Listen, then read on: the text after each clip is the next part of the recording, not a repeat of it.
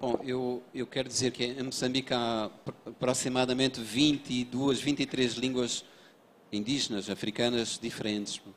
Quando a independência se deu, em 1975, era impossível, mesmo que houvesse vontade política da Frente de Libertação de Moçambique, proclamar qualquer uma dessas línguas como uma língua nacional, oficial do país. Então, a língua que foi adotada foi a língua portuguesa. A situação é muito diversa de Angola, como já disse o Agualusa. É preciso ver que as cidades angolanas são cidades antigas.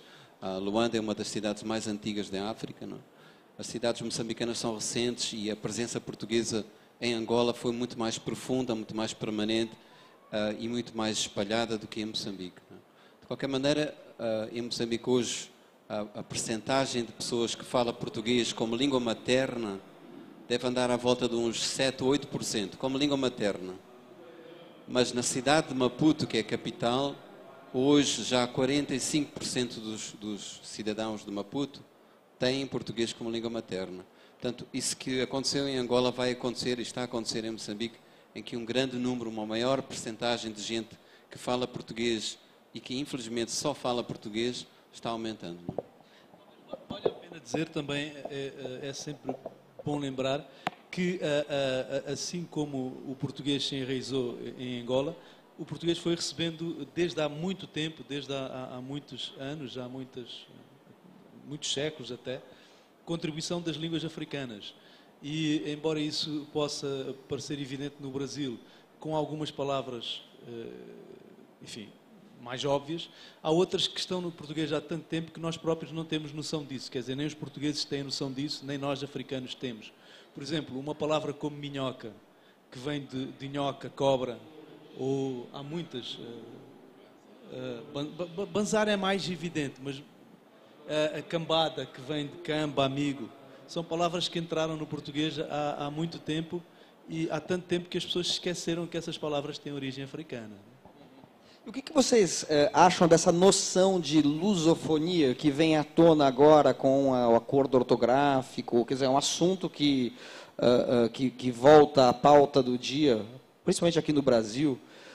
Parece que em Portugal há uma rejeição, né, ao acordo ortográfico, enquanto que no Brasil ele é mais aceito, até porque as mudanças são maiores para o português de Portugal, que me parece ser mais próximo. A ortografia do português em Angola e Moçambique, eu acho que segue o padrão de Portugal, né? Para vocês, portanto, a mudança também é maior do que no Brasil. Como que vocês, aí, como escritores, veem o acordo e como isso tem sido recebido nos respectivos países? Eu acho que o Zé Eduardo entregou-me o microfone porque nós estamos em desavença sobre este assunto, não é? Então, eu vou começar. Eu não estou em desacordo com o acordo, não faço guerra com isso, mas eu acho que eu estou sim questionando as razões que algumas vezes são invocadas para a necessidade deste acordo ortográfico. E muitas vezes se fala que este acordo nasce porque há a necessidade de criar maior proximidade, que há estas distâncias que temos que resolver. É evidente que este não é por essa via que nós vamos resolver as distâncias que hoje existem. Há falta de vontade política de criar uma família linguística. Há estratégias que passam económicas, estratégias de influências regionais, que passam por outros critérios que não têm a ver com a língua. Há o problema do livro, que só agora está começando a ter alguma solução, a circulação do livro entre os nossos espaços. Os moçambicanos não sabem o que é que acontece no Brasil em termos literários e não vão saber por causa do acordo, mais ou menos. Eu li sempre literatura brasileira com essa outra grafia que o Brasil usa e nunca me atrapalhou coisa nenhuma. Pelo contrário, o facto de que há uma outra escrita que se realiza de outra maneira me ajudava a criar esta ideia de que há ali uma outra realidade cultural, ali outra gente que está fazendo de outra maneira.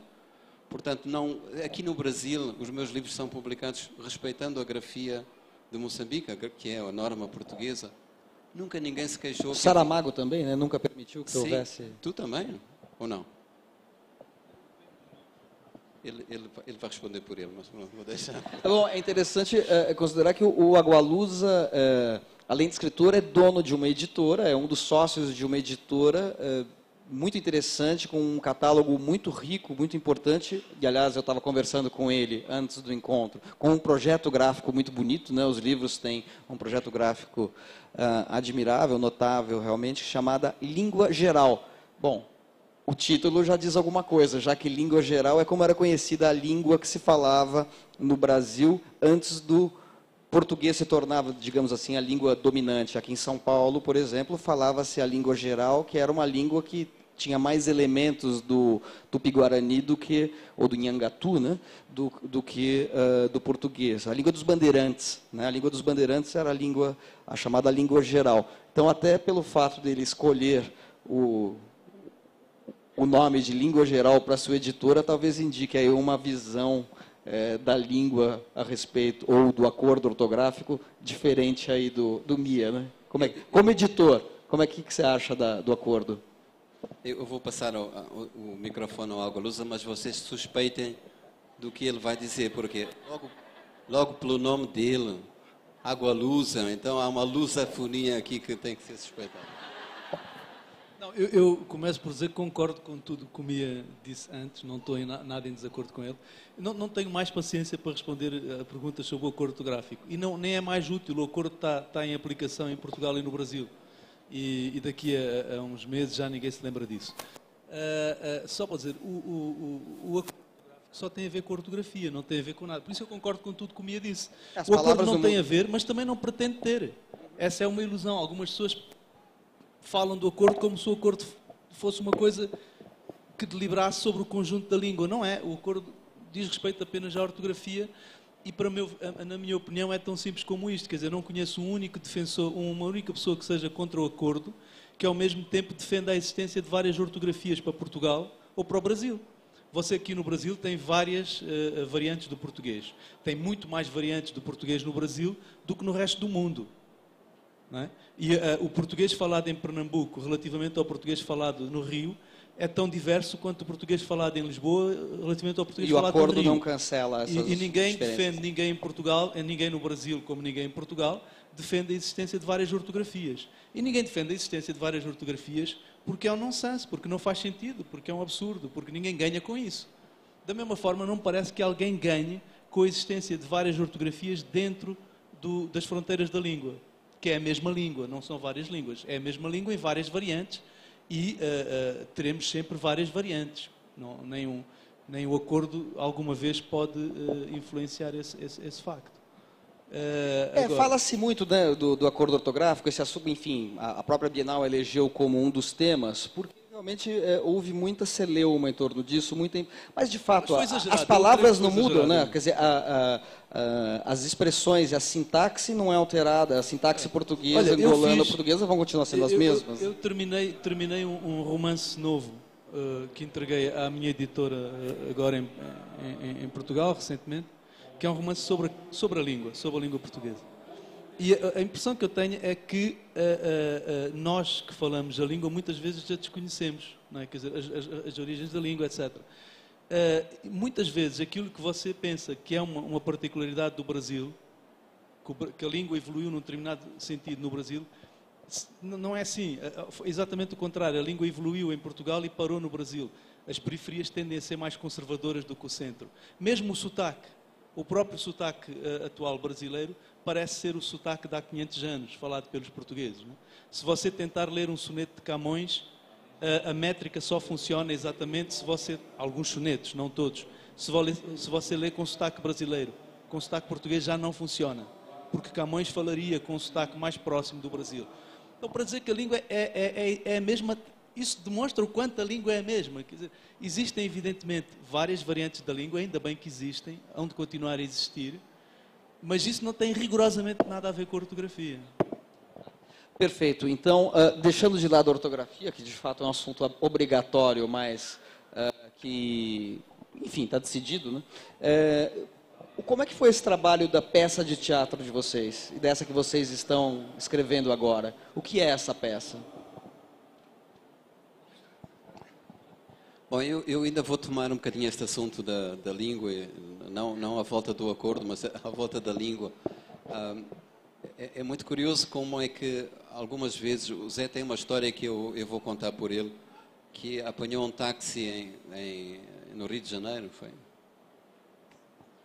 Bom, aqui no Brasil, ele tem várias histórias, mas, quer dizer, como é que, eu acho que nós conhecemos-nos pouco, e eu e o Zé, quando chegamos ao Brasil e começamos a falar, somos logo identificados como portugueses, quer dizer assim, este é o sotaque de um português.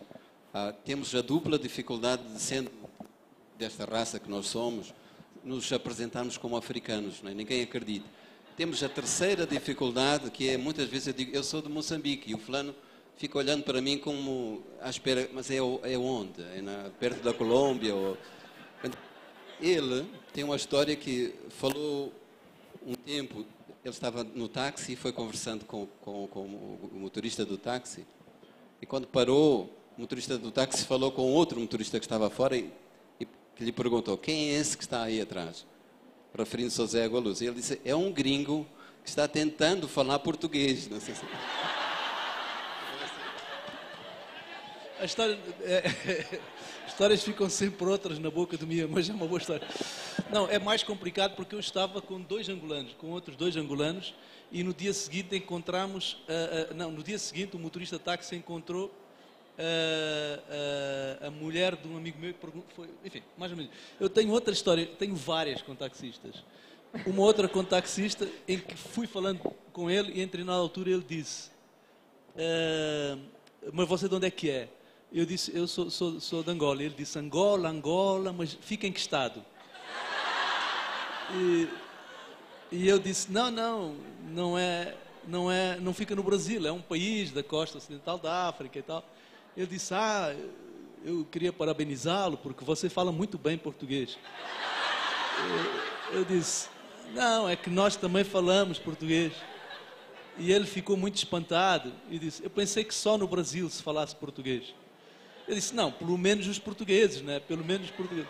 Ele disse, não, os portugueses falam uma língua assim meio atravessada, cara, aquilo não é bem português, não. E tem um outro episódio com um garoto no Nordeste. Eu estava viajando no Nordeste, no interior do Nordeste. Eu vivi um tempo em Pernambuco, no Recife, em Olinda. E, na altura, pedi uma informação a um garoto. E ele não compreendeu nada. Aí eu fiz a mesma pergunta 2, 3, 4, 5 vezes e ele não compreendeu nada. Aí eu fiz a mesma pergunta exatamente com as mesmas palavras, mas tentando o meu melhor sotaque pernambucano. Aí o cara disse, pô cara, se você fala português, porque estava falando estrangeiro.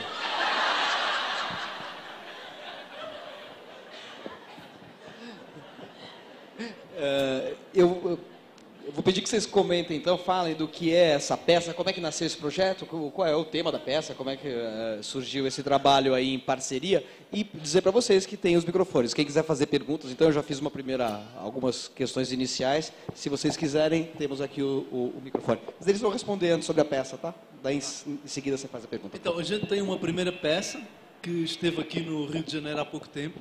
Portanto, aqui no Rio, não estou no Rio, estou em São Paulo. A peça esteve no Rio, não. Só teve no Rio.